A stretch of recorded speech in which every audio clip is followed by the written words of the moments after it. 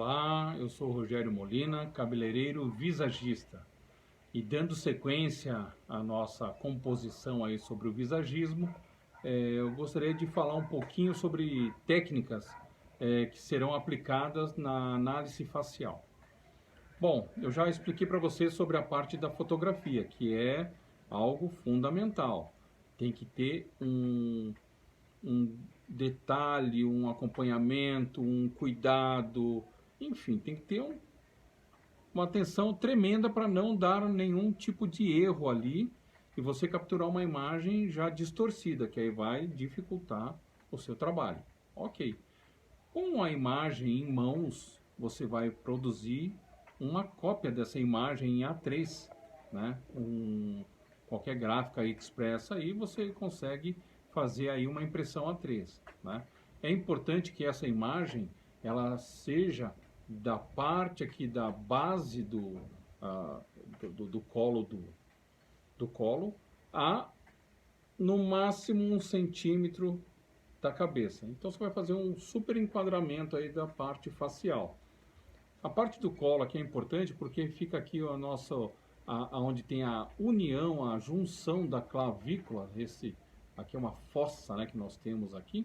Então ela vai, ó, eu vou apertar, ó, vocês vão ver bem certinho onde aqui, ó.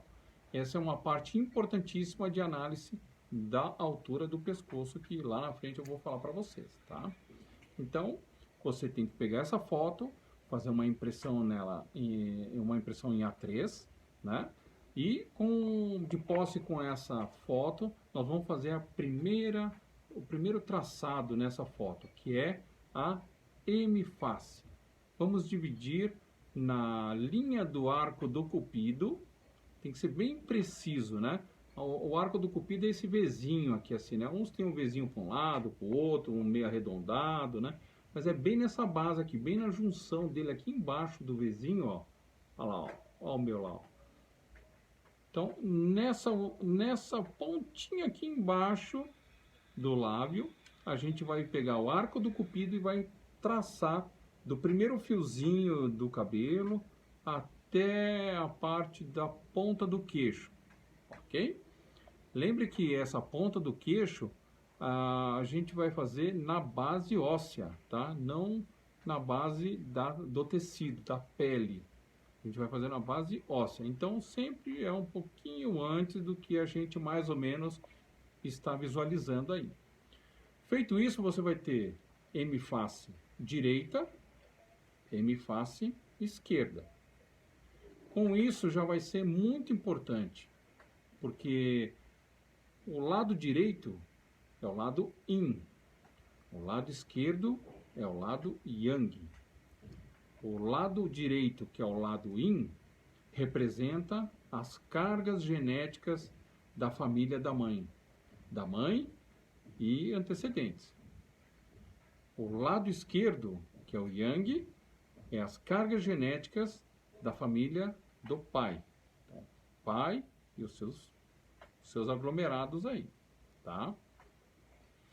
De posse dessa informação, nós vamos já entender visualmente um lado é mais alto, um outro lado é mais baixo. A estrutura óssea. Eu vou me basear pelos olhos para entender aonde está a parte mais alta e a parte mais baixa. E assim eu vou poder analisar com precisão. E por que os olhos? Os olhos eles estão numa cavidade óssea, eles estão simplesmente estacionados, estão ali parados naquela cavidade óssea. Então, para a gente poder ter essa distinção bem fácil sobre um lado que é mais arqueado e um menos arqueado, a parte dos olhos é uma parte muito legal para a gente já tirar essa dúvida. Então, olhando a pessoa, a foto de frente, você vai prestar atenção nesses detalhes. Às vezes também a sobrancelha da pessoa tem um lado que é mais arqueado, o outro não, né? As narinas, você olhando de frente, às vezes você tem uma percepção maior de um lado maior, e um lado mais arqueado e o outro não, né? E até mesmo na linha labial. Às vezes você tem um lábio com um arco maior e um menor. Isso vai te trazer informações para você determinar se o lado direito ou o lado esquerdo é o lado social ou sensual, e o lado posterior a esse vai ser o lado profissional. O lado social ou sensual, ele vai ser um lado mais arqueado, mais alto. Então vai ser um lado mais alegre, mais feliz, mais para cima. E o lado profissional, sendo o outro lado, ele vai ser o lado mais baixo, mais compenetrado, mais sério. Isso é muito interessante porque, dependendo do momento que você está em uma reunião, em uma sala de aula, conversando com pessoas, postando as suas fotos nas mídias sociais, você vai usar isso aí. Exatamente. Eu vou colocar aí minha foto num Tinder, né? E se o meu lado direito é o meu lado mais arqueado, que é o mais sensual, o lado social, então o que eu faço? Eu vou me posicionar de uma forma que, ao registrar essa imagem, esse lado fique mais evidente. Então, num Tinder, a comunicação vai ser atingida.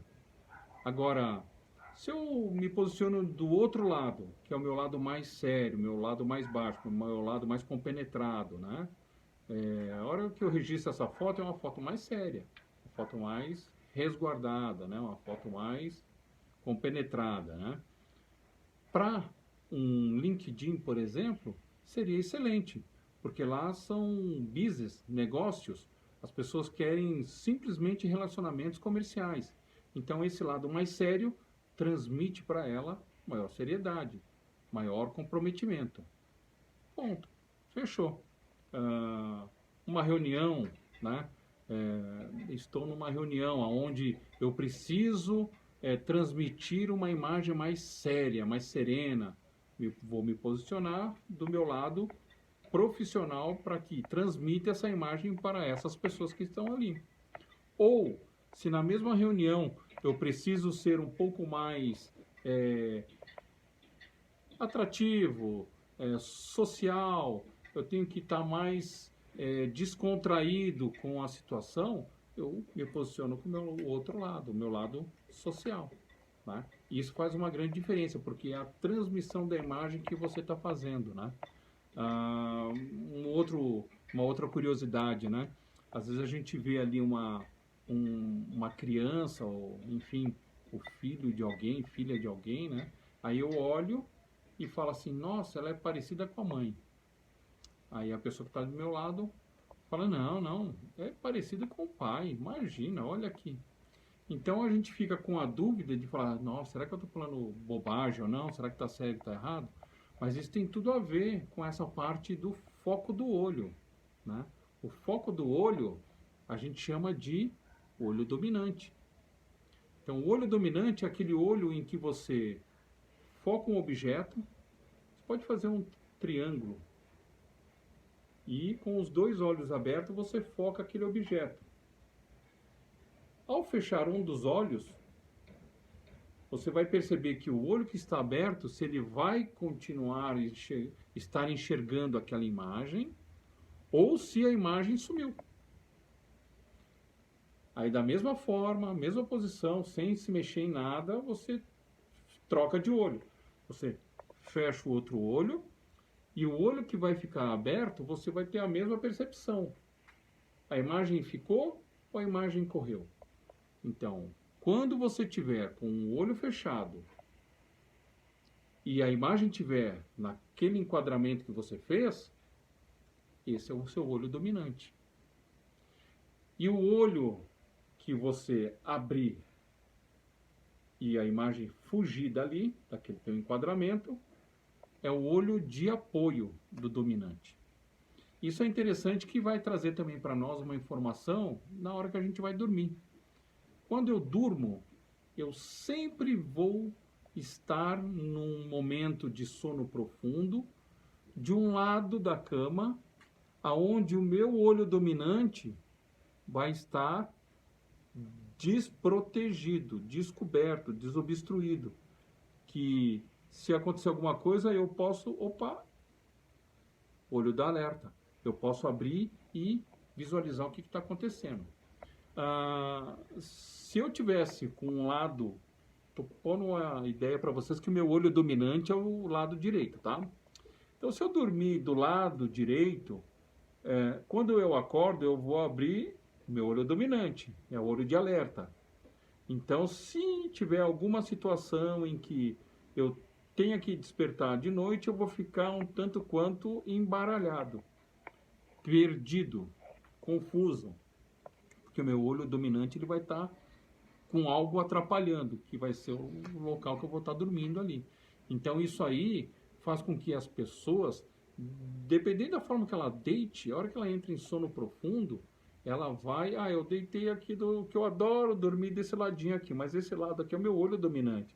Então, a hora que eu dou aquela relaxada e começo a entrar no meu sono mais profundo, é natural eu me virar e me posicionar do outro lado. Isso é impressionante e funciona bastante. A gente percebe bastante em casais, né? Um casal que tem um olho dominante de um lado e o outro tem o olho dominante do outro lado, eles deitam juntinhos, de conchinha que a gente chama, né? Eles deitam juntinho, mas logo um vira para um lado, outro vira para o outro. E dependendo da situação, do relacionamento como tiver, vai falar, já não gosta mais de mim, nossa, quantos anos a gente já está junto, não está dando mais certo. Não, não é, é só o lado do olho dominante, porque a gente deita naquela posição, né, abraçadinho, tudo, e quando eu começo a ir para o meu sono profundo, eu tenho a tendência a virar para deixar aquele olho dominante descoberto. Então, presta atenção. Antes de casar, veja se o seu marido ou esposa, se ele tem o mesmo olho dominante que o seu. Se for o mesmo lado, vocês vão dormir de conchinha numa boa. Fica a dica aí.